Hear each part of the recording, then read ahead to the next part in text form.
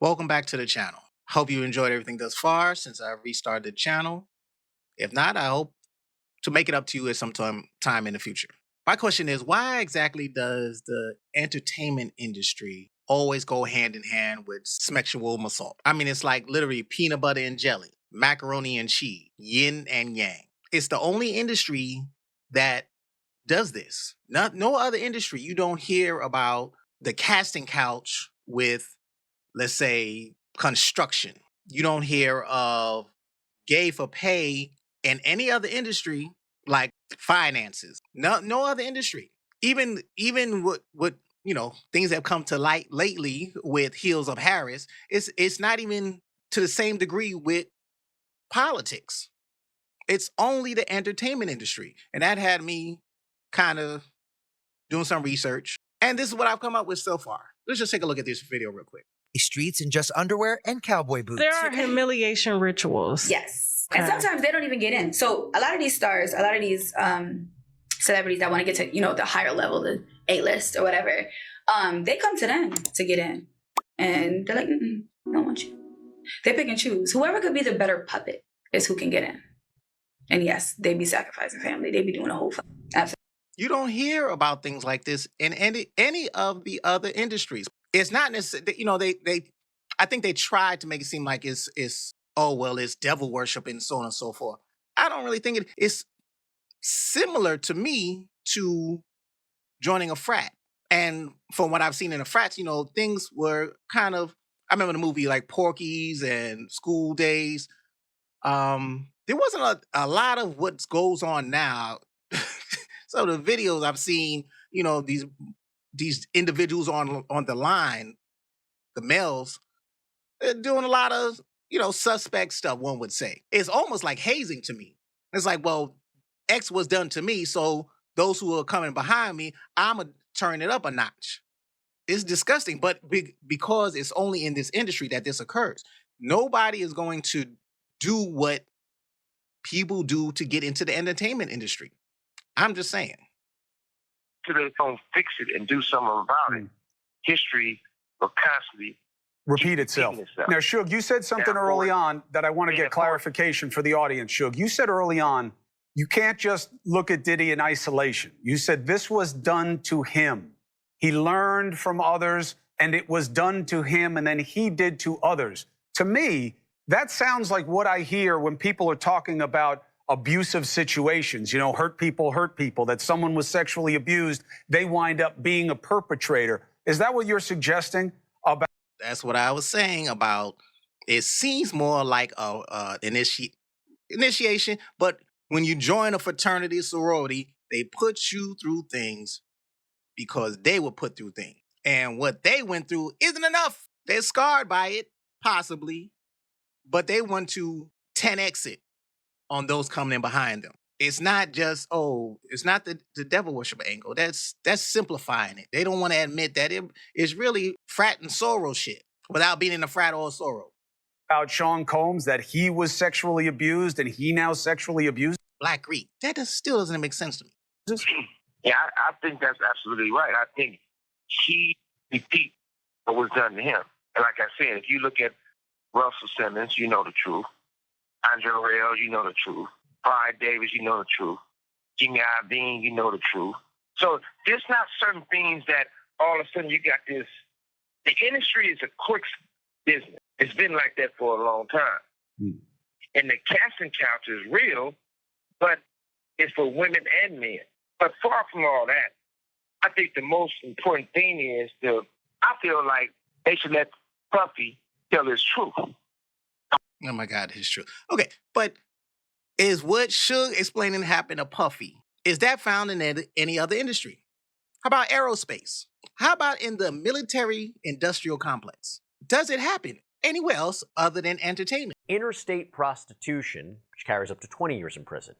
It is alleged that between 2008 and 2015, this trio used force, fraud, and coercion to traffic men while operating a prostitution business, namely transporting men for the purposes of commercial sex. And I'll give you kind of... Now, that's the same thing that they went after Diddy for.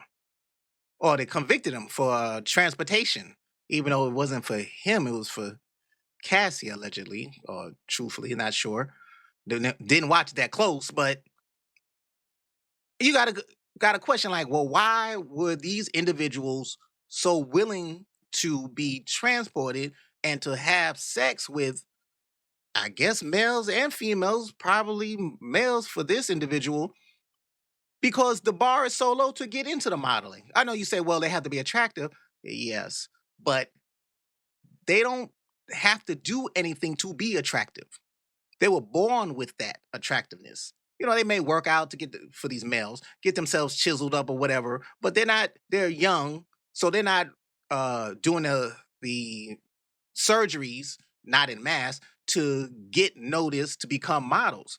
It's just luck of the draw. Mother's genes, father's genes, throw those in a pot.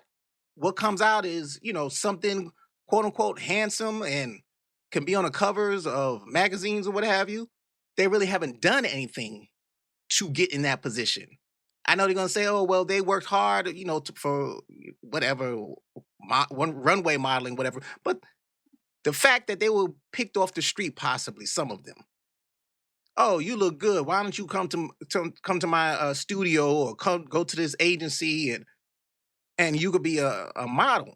That is really low. There is no work to get into modeling to the degree of like it would be to get into MIT or get into biochemical engineering, or these things that require actual effort and long-term commitment to put in the work to be there. All you got to do is be handsome, beautiful, what have you, and you can be a model. Examples of what we're talking about here. So prosecutors allege that young men were led to believe that they had to engage in sex acts in order to get modeling gigs with Abercrombie or further their career opportunities. And remember, when we're talking about Abercrombie, which at this point in time, this was a dominant fashion powerhouse. So when you think about dangling those opportunities to get people to do what you wanted, just that's the allegations here. It was alleged also that if the men didn't participate, that they would be threatened or they were sexually assaulted, and that security was stationed at these sex events to control who was coming in, who was coming out of a room. So essentially, a systematic sexual exploitation and violence committed upon numerous men. Now, where does this happen in any other sector of commerce besides entertainment? It doesn't happen anywhere else except in the entertainment industry. And you got to say, well, why do people do it? What they do, allegedly? Is it for the quick money, the quick fame? I think most of the men who do this might do it because this is the only option. I think this is the curse of being a handsome male or even a beautiful woman. Most of them don't develop themselves beyond people oohing and eyeing over them. So they have no personality. They really don't have any social skills per se. They don't know what it is to have to dig deep, outside of what they're doing for their modeling career. They don't have what it takes to say, I'm going to pivot over here, because they've been kind of wrangled from their youth up until they get into this modeling career, to where they don't know any better. They don't know any better. They don't know anything else to do. So they end up having to be trafficked, allegedly, and do things with people that they allegedly don't want to do in order to better their career. This does not happen anywhere. These charges come after an explosive investigation conducted by the BBC. More specifically, there was a documentary entitled The Abercrombie Guys, The Dark Side of Cool, and a podcast called Abercrombie Guys.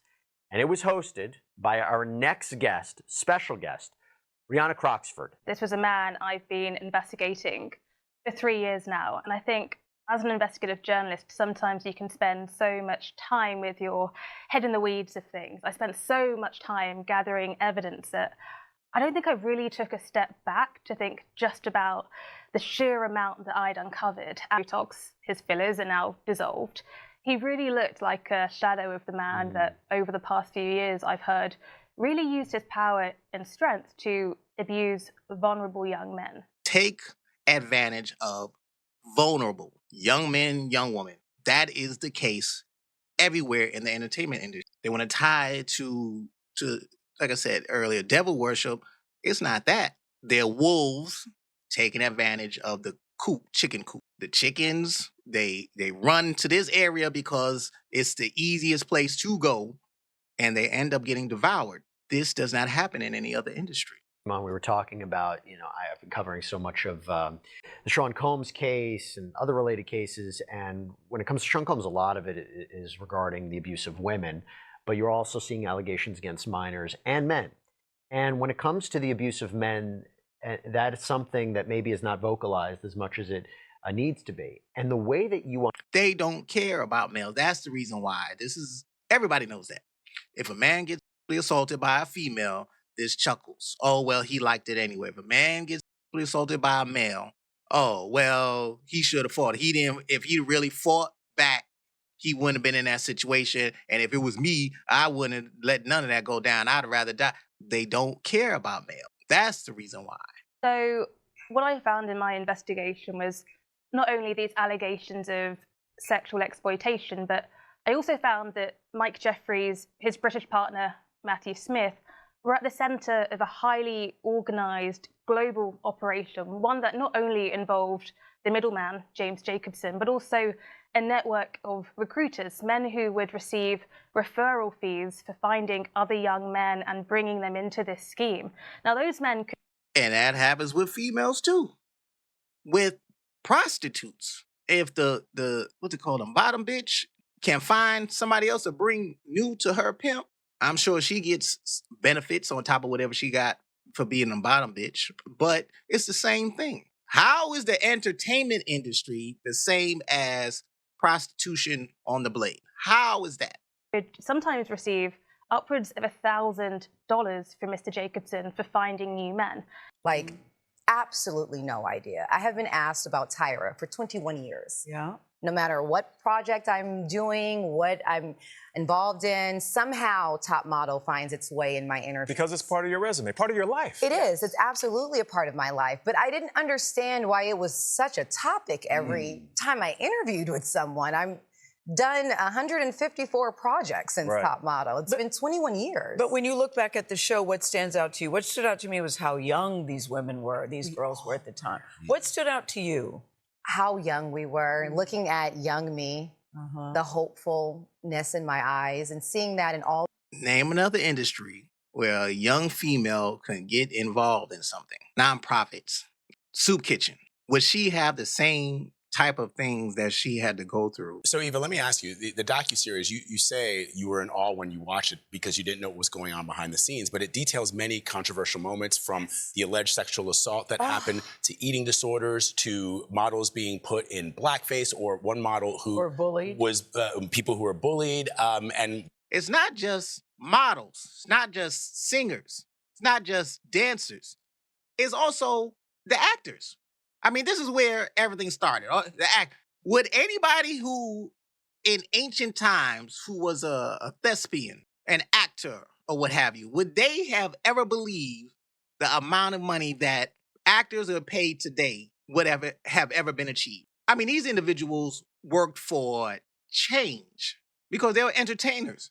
Their sole purpose is to distract us from the everyday, mundane boringness. Even the athletes, to distract, to take our minds off disease, off of war, off of famine, off of being miserable, off of starvation, any and everything. That's their sole purpose, nothing else. And now you have actors who are getting 10, 20, someday soon, $30 million to act.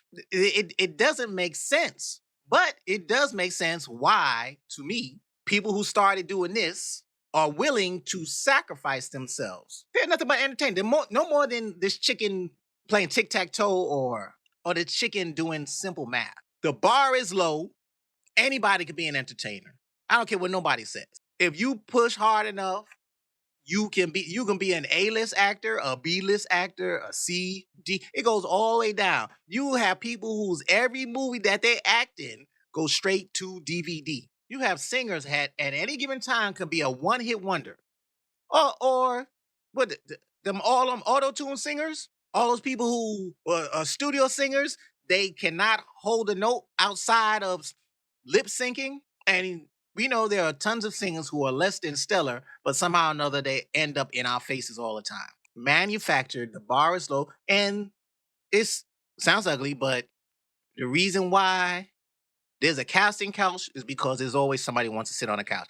Now we're not gonna argue whether or not it's right or wrong. It just is. Desperation will put a lot of butts in uncomfortable seats. The biggest thing that to me they talk about is a casting couch, but they never talk about parents who pimp their children just for the opportunity to be momager. Was it momager or to live through their child, especially their daughters. Mothers who live through their daughters by any means necessary.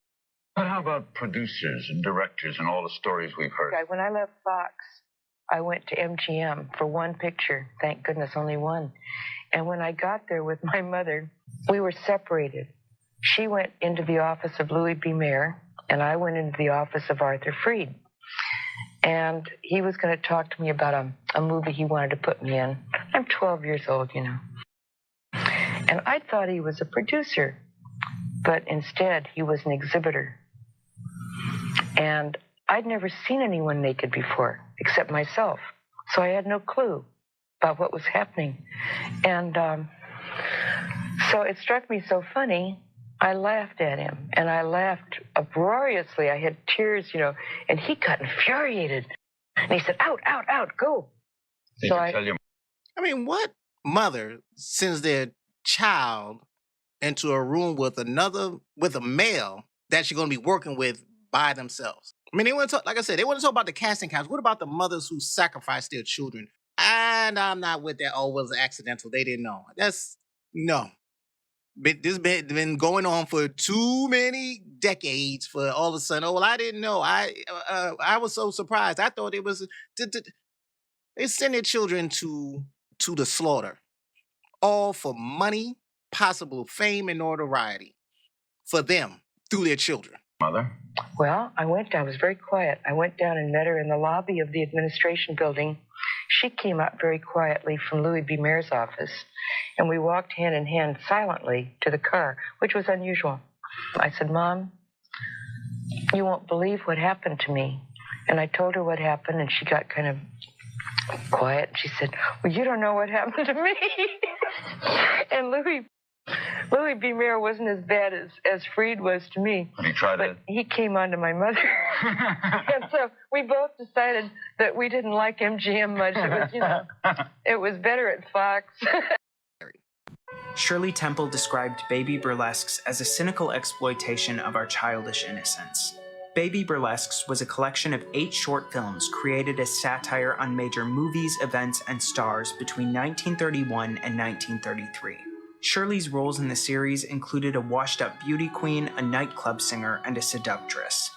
These films would show before the main attraction films, and the joke was that all the performers were under the age of 5, acting out scenes that were very racy and often racist. Many of the children employed in these films were pulled from Meglin's dance school in Hollywood, where director Charles Lamont noticed a resemblance to Mary Pickford in Shirley. If the children didn't behave on set, Shirley said there was a soundproof black box containing a block of ice. The children would be forced to spend time out locked in the box. They had to sit on the block of ice or stand near it. Shirley's mother dismissed stories of the black box and would force Shirley to work 12-hour days, whether sick or healthy. You never hear of daughters who have been exploited like this mad at their mother. Not never. Hardly ever. Hardly ever. Never. It surely does not make mainstream media. It may be a blip in a paper or something, but it is never, my mother sold me out for a couple of shiny coins. Never. Always, look, to be clear, yes, the children are the victims. The management, male or female, are the perpetrators. They are the criminals. But the mothers, predominantly, and fathers, are culpable for putting the chicken in the room with the fox. Nobody wants to talk about that. I did a video on that before, but nobody wants to talk about that. That's the thing that confused me the most. Yes, the people did wrong to the children. Yes, but why everybody just ignores the fact that the mothers predominantly have been putting their children and still to this day continue to put them in compromising positions just to get a check, just to be a star. This did not age well at all. Yikes. Amelia. But everybody calls me Amy. I'm Corporal John McBurney, but everybody calls me McB. How old are you, Amy? 12. 13 in September. Old enough for kisses. Now, I'm probably going to have to edit that because that's probably going to cross some lines. Anyway, like I said, the mother of that child, assuming that mother is involved, why would you sign off on that part of the movie? It's confusing to me. 10 years old and posing bare for Playboy.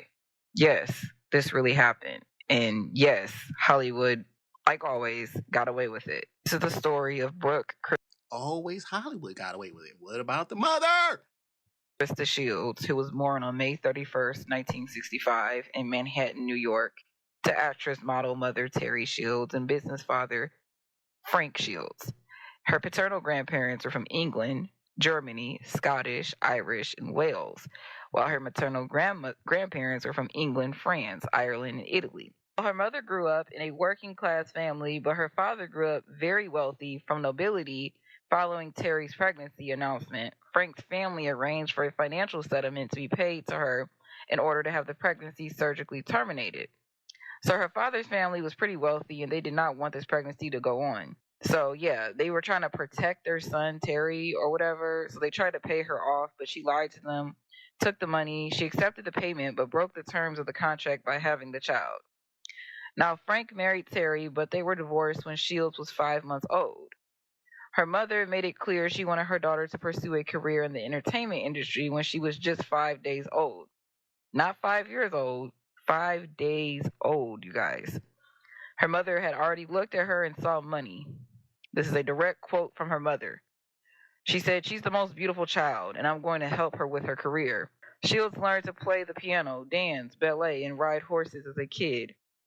Joseph stated that her... But did she really need all that, considering that all she did was modeling?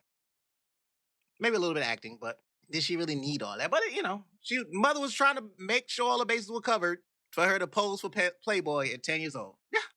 First encounter with the paparazzi was in the grand ballroom of the Waldorf Astoria, New York, at the age of 12, stating that she stood like a statue, wondering why they were all hired to photograph me, and that she debuted at the War Door shared in her high school diploma from Dwight Englewood in Englewood, New Jersey in 1983. In 1987, Princeton University alumni, she majored in French literature as an undergraduate, both the Princeton Triangle Club and the Princeton Cap and Gown Society.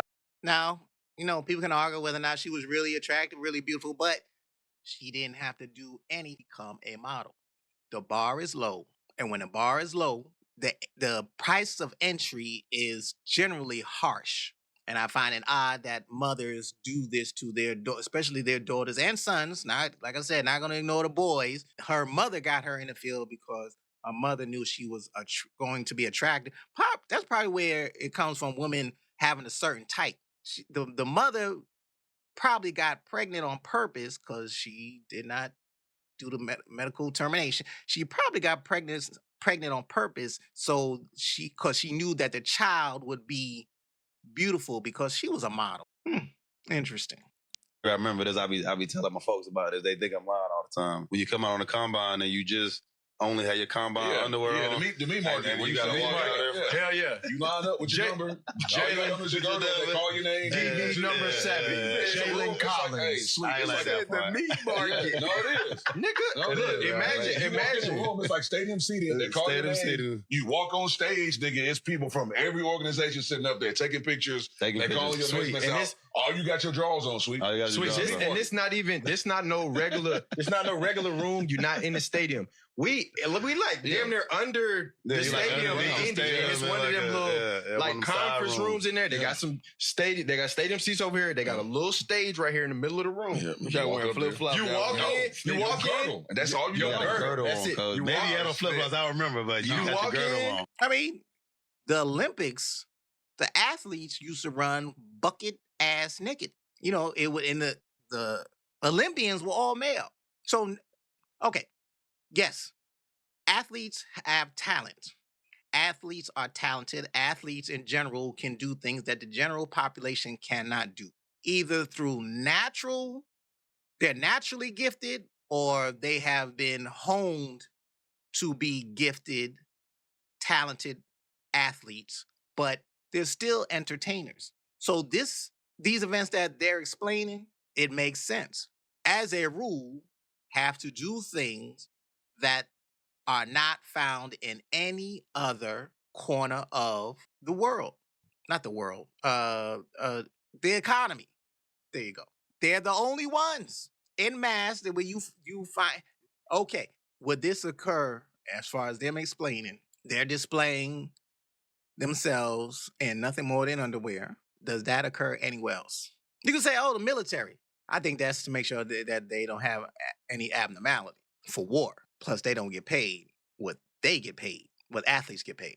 This is par for the course. Entertainers generally have to do things that nobody in any other industry has to do in order to get into it and stay in it and advance in it.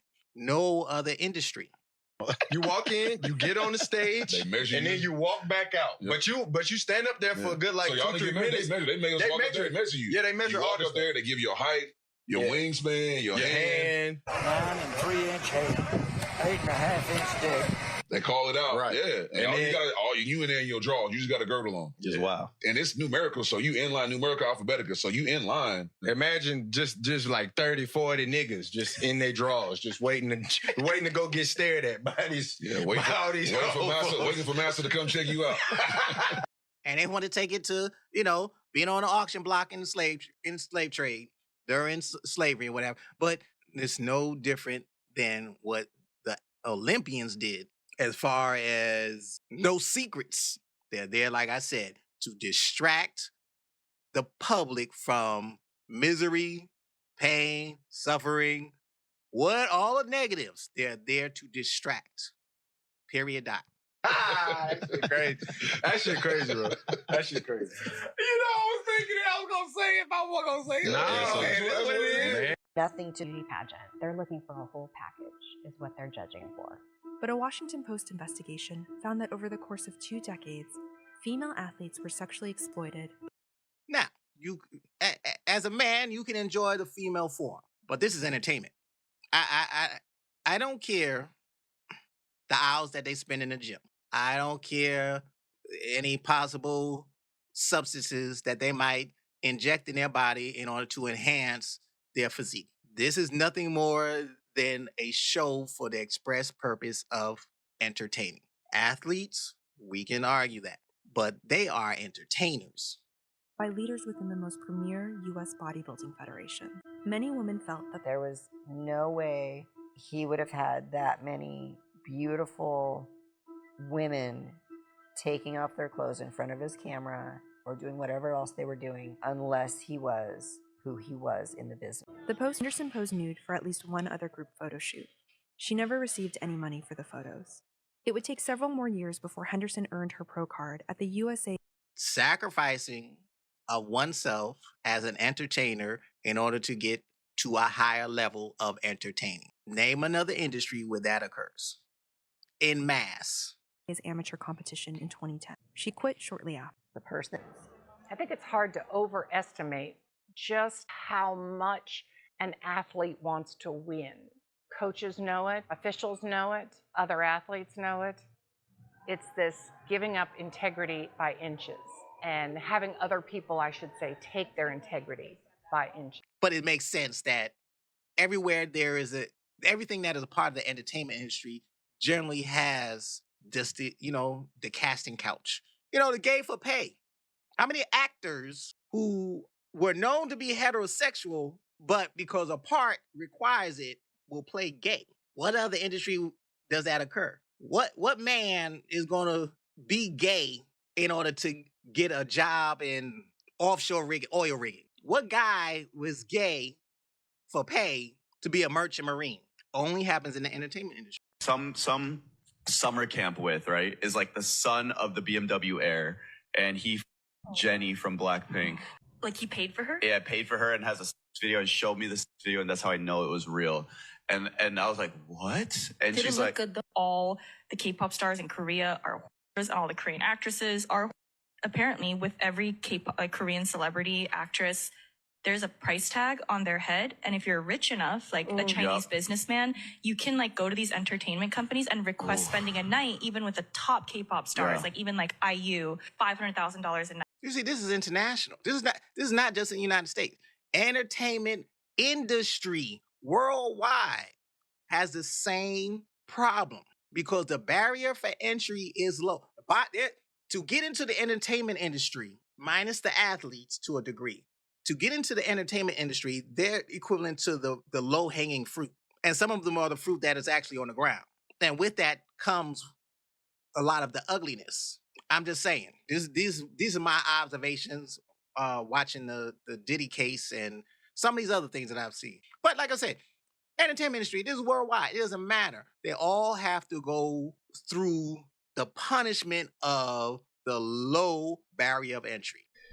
So in an interview with an ex-K-pop trainer, where he pretty much talks about the entire process of what it takes to become a K-pop star, and it actually takes about 8 years. That's right, 8 full years from the time that they win a competition, they enter a competition to perform against other girls or guys. This is guys and girls, this entire story today, guys and girls.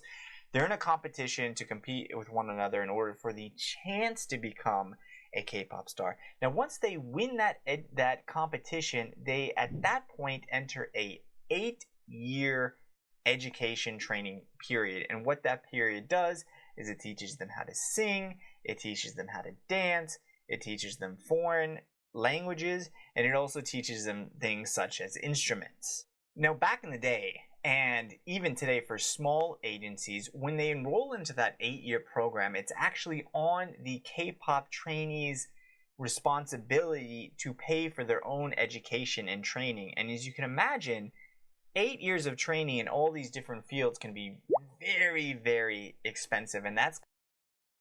Wow. $1.25 million for 2 years of training. That's sink or swim. If you don't make that, coming all out of pocket. It's probably coming from the parents. It's probably coming from bank loans. Now that has changed a little bit today. Big agencies nowadays are paying for the training and education.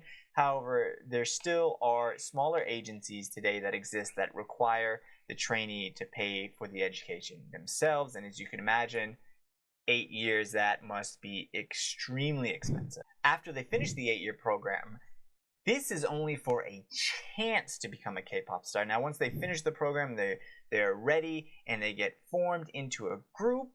But each year, approximately 100 groups get created. 100 groups a year. And out of those 100, only about one out of 100, 1% actually make it to go on to become a famous K-pop group by creating a hit song. So you go through, you have to compete. Then once you get accepted, you go through this 8-year education program, sometimes paid for by the trainee. And then after all that, you're only given a 1% chance of actually making it big. Now, if that group fails to make a hit song, then they get dropped by their agency, and guess what? They're left with the wonderful farewell gift of having all of that debt if they are part of a small agency. And after spending 8 years of their life, possibly even more if they were training before the competition, they don't have any job experience, they don't have any university experience. So there's really not a lot that these people can do. They're not able to get, quote, good jobs, even going to a university, a 4-year university in Korea, because the competition is so fierce in universities for jobs. Even if you graduate a 4-year university, there's not a 100% chance of getting in a good job. It's even harder than in Western countries because it's absolutely more difficult. So they've gone through 8 years of training. They haven't gone to university, which means they don't have a lot of skill sets and they really aren't able to get or secure a good job. Let's take a look at what the ex-K-pop trainer has to say about this. 사실 아이돌은 예술가가 아니에요. Now, just, because he's talking fast. In fact, idols are not real artists. 엄청 유명해진 아이돌들이 Those famous K-pop idols seem so talented and popular that we call them artists and creators. 실력도 있고 너무 유명세도 있고 이러니까 아티스트다, 예술가다 이런. But idols are manufactured carefully as products to be sold to the public as distraction. 이렇게 얘기를 하는 거지. 사실 아이돌을 제작하는 과정은 철저하게 상품으로 It is heartbreaking to say this. 만들어집니다. 너무 가슴 아픈 이야기지만 그렇게 상품으로 애들 they become leftover stock to be thrown out, just like everywhere else. 를 만들어 놓고 팔리지 않으면 재고가 되고 버려지게 되는 거죠. Low-hanging fruit. Anyway, please consider liking, subscribing, and commenting, sharing, anything else. Thank you.